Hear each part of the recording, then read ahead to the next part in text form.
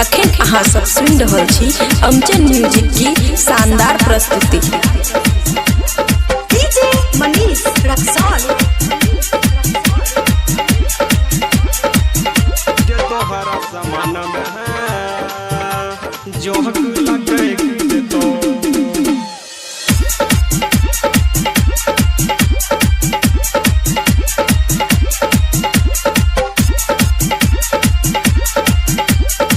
खुशी recording studio बलुआहा।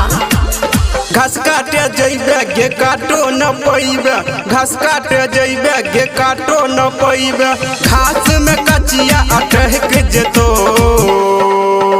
हे गे तोहरा समान में जोहक लटक जेतो, गे तोहरा समान में जोहक लटक जेतो।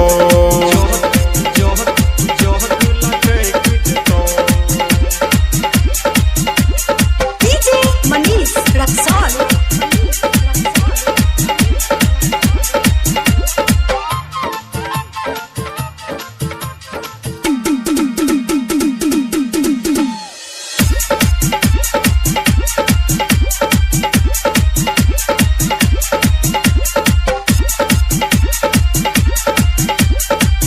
खुशी रिकॉर्डिंग स्टूडियो बलुआहा। जइहा नाय तू घास हो काट तो हो छौरी ही धान में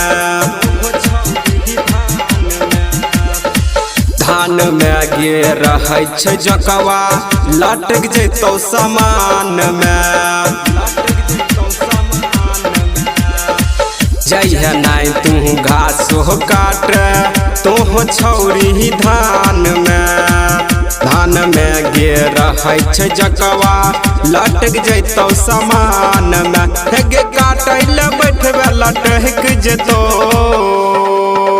हे गे तोहरा समान में जोहक लटक जेतो, गे तोहरा समान में जोहक लटक जेतो।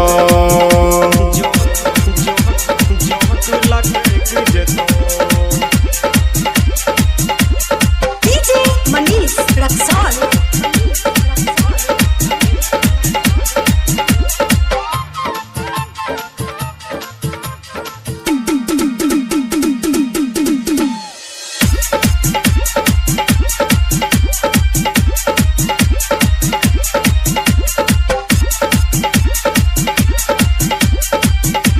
खुशी रिकॉर्डिंग स्टूडियो बलुआहा।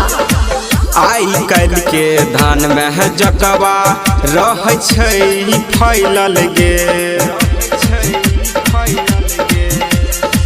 जत तोरा लटक तो जकवा करतो तोरा घायल गे।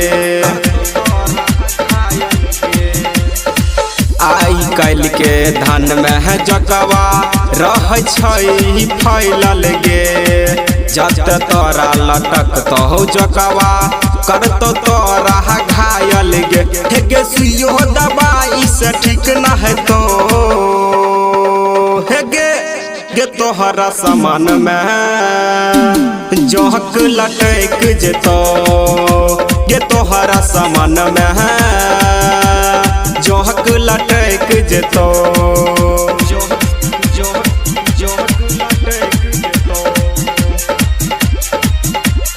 डीजे मनीष रक्सौल।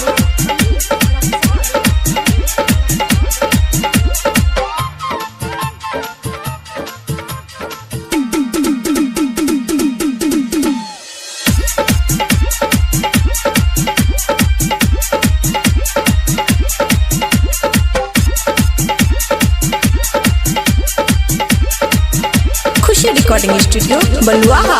अभरेंद्र अकेला तोहर निकलतो गहि जो कहबा, राइटर रूबेन कहै छौ छौरी मारबो हम हलाइत हवा। अभरेंद्र अकेला तोहर निकलतो गहि जो कहबा, राइटर रूबेन कहै छौ छौरी मारबो हम हलाइतावा। हे गे छौरा मनीषवा सहेट जेतो तोहरा समान में जोहक लटक जेतो ये तोहरा समान में जोहक लटक जेतो। खुशी रिकॉर्डिंग स्टूडियो बलुआहा।